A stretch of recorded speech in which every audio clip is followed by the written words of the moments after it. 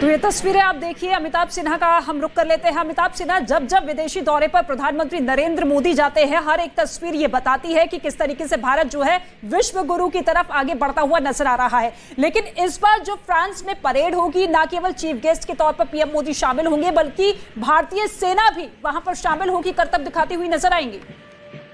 बिल्कुल ये अनूठा अवसर है क्योंकि भारतीय सेना के तीनों अंग वहां पर परेड में फ्रांसीसी फौजों के साथ कंधे से कंधा मिलाकर परेड करेंगे और ये दोनों दो देशों की बढ़ती दोस्ती और प्रगाढ़ होते संबंधों का बहुत बड़ा उदाहरण है ये। और प्रधानमंत्री मोदी ने जिस तरह से व्यक्तिगत तौर पर राष्ट्रपति मैक्रोन के साथ हमने रिश्ते बनाए हैं, उनके साथ दोस्ती बढ़ाई है, ये भी काबिल तारीफ है। जो कि दोनों देशों के बीच व्यापार से लेकर तमाम बातों को, अगर इस दोस्ती के लेवल पर अगर बात होती है तो कई चीजों को सरकार जो दोनों सरकारों के लेवल पर बात होती है उसमें कई बार ये होता है कि मिडिल मैन और जो तमाम ऐसे लोग हैं सारे बीच से सारे रास्ते हट जाते हैं और सीधे सीधे दोनों सरकारें अगर डील करती हैं तो ये दोनों देशों के लिए बेहतरी में ही होता है। तो राफेल डील हो, पहले इतनी स्मूथली भारत राफेल आया, सीधे प्रधानमंत्री ने राष्ट्रपति मैक्रोन से बात की थी। अब डिफेंस एक्विजिशन कमेटी ने 25 और राफेल की बात की इंडियन नेवी के लिए, इंडियन नेवी यूज करेगी, 3 स्कॉर्पियन सबमरीन की बात की है, इन सब के ऊपर डील फाइनल हो गया। और प्रधानमंत्री का देखें कितना भव्य स्वागत हुआ है, सेरेमोनियल वेलकम जिसे कहते हैं ओरी एयरपोर्ट पे।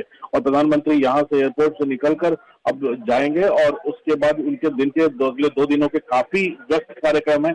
मुझे लगता है कि हर घंटे प्रधानमंत्री शायद ही कोई 1 मिनट भी खाली छोड़ते होंगे अपने विदेशी दौरों के समय।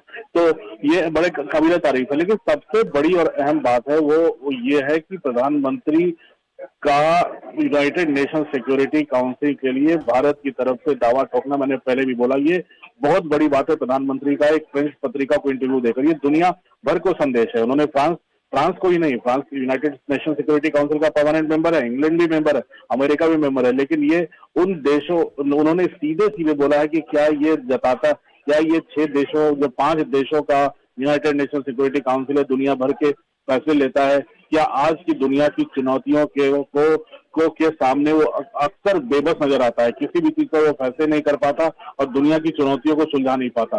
तो ऐसे में क्या ये जायज नहीं होगा, क्या ये सही नहीं होगा कि दुनिया के बाकी देशों को भी यूनाइटेड नेशन सिक्योरिटी काउंसिल में प्रतिनिधित्व मिले। इसलिए उन्होंने सिर्फ भारत जैसे बड़े देश, लोकतांत्रिक देश, सबसे ज्यादा आबादी वाले देश की बात नहीं की है। उन्होंने कहा है कि अफ्रीका जितना बड़ा कॉन्टिनेंट है उसके कोई रिप्रेजेंटेटिव नहीं है। अगर लैटिन अमेरिका की बात करें, ब्राजील, अर्जेंटीना जैसे कई बड़े बड़े देश आते हैं, अगर वहां रिप्रेजेंटेटिव नहीं है तो ऐसे में इस यूनाइटेड नेशन सिक्योरिटी काउंसिल का क्या औचित्य रह जाता है। अगर फर्स्ट वर्ल्ड वॉर के बाद लीग ऑफ नेशंस बना, फिर यूनाइटेड नेशंस बना, उसके बाद अगर ये दुनिया की समस्या सुलझाने में नाकाम रहता है और बेबस नजर आता है तमाम, अगर टकराव की स्थिति में, तमाम जंग की स्थिति में, ऐसे में इसका विस्तार करना कितना जायज है, यही प्रधानमंत्री ने दुनिया को संदेश दिया है अपने इस इंटरव्यू में। तो जाहिर है काफी दौरा महत्वपूर्ण रहने वाला है भारत के लिए भी और फ्रांस के लिए भी। जी, और भारत के नेतृत्व की मांग हर जगह पर की जाती है और इसी वजह से, इसी तरीके से कोई भी देश हो दुनिया का, वो हमें हर बार प्रधानमंत्री नरेंद्र मोदी को आमंत्रित करना चाहता है। और कई ऐसे देश हैं जिन्होंने अपने सर्वोच्च नागरिक सम्मान से प्रधानमंत्री नरेंद्र मोदी को नवाजा भी है। और ये तस्वीर फिलहाल आप पेरिस से देख रहे हैं। पेरिस में आगमन हो चुका है प्रधानमंत्री नरेंद्र मोदी का। आज का उनका ये दिन व्यस्त रहने वाला है। 2 दिवसीय उनका ये दौरा है, 13 जुलाई और 14 जुलाई का। 14 जुलाई के बाद फिर वो यूएई की ओर आगे अग्रसर होंगे। लेकिन आज कई सारे कार्यक्रम होंगे, हर तस्वीर हम आप तक पहुंचाएंगे। फिलहाल ये ओवली एयरपोर्ट की तस्वीर से रवाना होते हुए प्रधानमंत्री नरेंद्र मोदी का काफिला, वो आप देख रहे हैं। और वहां पर किस तरीके से तमाम मीडिया कर्मी है, जो उच्च अधिकारी हैं, वो वहां पर पहुंच चुके हैं और भव्य स्वागत वहां पर प्रधानमंत्री नरेंद्र मोदी का किया गया। फ्रांस की आर्मी का एक स्पेशल बैंड भी वहां पर बकायदा पहुंचा हुआ था, जिसने भव्य स्वागत किया प्रधानमंत्री नरेंद्र मोदी का। अब वो वहां से आगे बढ़ गए हैं। शाम 7:30 बजे सीनेट पहुंचेंगे प्रधानमंत्री नरेंद्र मोदी और वहां पर फ्रांस के सीनेट के अध्यक्ष के साथ उनकी मुलाकात होने वाली है। उस मुलाकात के दौरान क्या कुछ वो कहेंगे, अपनी बात किस तरीके से रखते हुए प्रधानमंत्री नरेंद्र मोदी दिखेंगे, वो हर तस्वीर आज न्यूज़ 18 आपके जरिए पहुंचाएगा।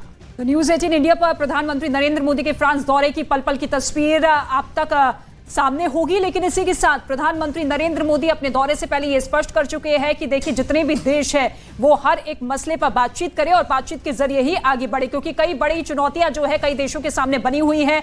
प्रधानमंत्री नरेंद्र मोदी जब जब जिस मुद्दे पर बात रखते हैं उसे न केवल सुना जाता है बल्कि गंभीरता से लिया जाता है और उसी दिशा में कदम भी कई देश उठाते हुए नजर आते हैं। लेकिन अब जब फ्रांस पहुंचे हैं ये दौरा, जो कि कई मायनों में खास इसलिए है, एक तो कूटनीतिक साझेदारी के 25 साल पूरे हो रहे हैं, तो दूसरा डिफेंस क्षेत्र में फ्रांस और भारत के बीच में बड़ी डील्स होने वाली है, चाहे वो राफेल को लेकर हो या फिर पनडुब्बियों को लेकर हो। कहा यह जा रहा है कि दोनों के बीच में जो बायलैटरल टॉक्स होगी उसमें डिफेंस को मजबूती प्रदान करने के लिए दोनों देशों के जो राष्ट्राध्यक्ष है वो आमने सामने बैठते हुए नजर आएंगे। इसी के साथ बाकी देशों के सामने जो जलवायु परिवर्तन को लेकर चुनौती है उससे किस तरीके से निपटा जाए, संयुक्त राष्ट्र सुरक्षा परिषद की वकालत एक बार फिर से पीएम मोदी करते हुए नजर आए हैं कि भारत जो कि सबसे बड़ी आबादी वाला देश है पूरे विश्व में, ऐसे में उसकी सदस्यता पूरी तरीके से परमानेंट हो, स्थायी हो और जो भी फैसले लिए जाएंगे उसमें भारत जो है अहम भूमिका निभाता हुआ नजर आएगा। लेकिन दूसरी ही तरफ ये जो परेड जो कि हर साल फ्रांस में होती है, लेकिन इस बार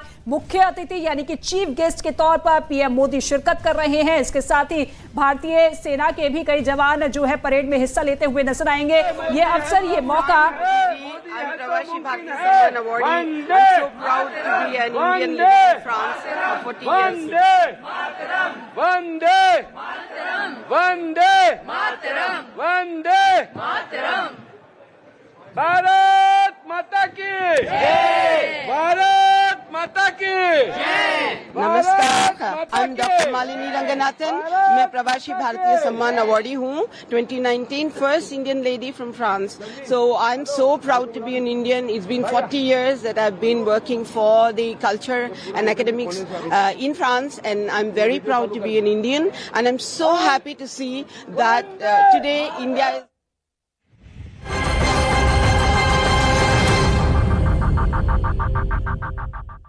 यमुना बाजार इलाके में नदी का पानी इतना भर गया कि वहां के मकान आधे से ज्यादा डूब गए। गलियों में इतना ज्यादा पानी भर गया कि वहां पहुंचने के लिए नाव का सहारा लेना पड़ा। करीब 1200 घर यहाँ पर हैं और उसमें हजारों लोग रहते हैं। यहाँ यमुना का जलस्तर जब बढ़ता है तो इसी तरह की स्थिति यहाँ पर बनती है। कुछ लोग छाती के ऊपर तक भरे पानी में घर का सामान निकालते दिखे, हालांकि उनका ज्यादातर सामान बाढ़ के पानी में डूब गया। हमें उम्मीद नहीं थी इतनी आ जाएगी, लेकिन काफी पानी आने लग गया है। और हमने जो सामान रखा था वो धीरे धीरे जो है सारा गीला हो ही चुका है।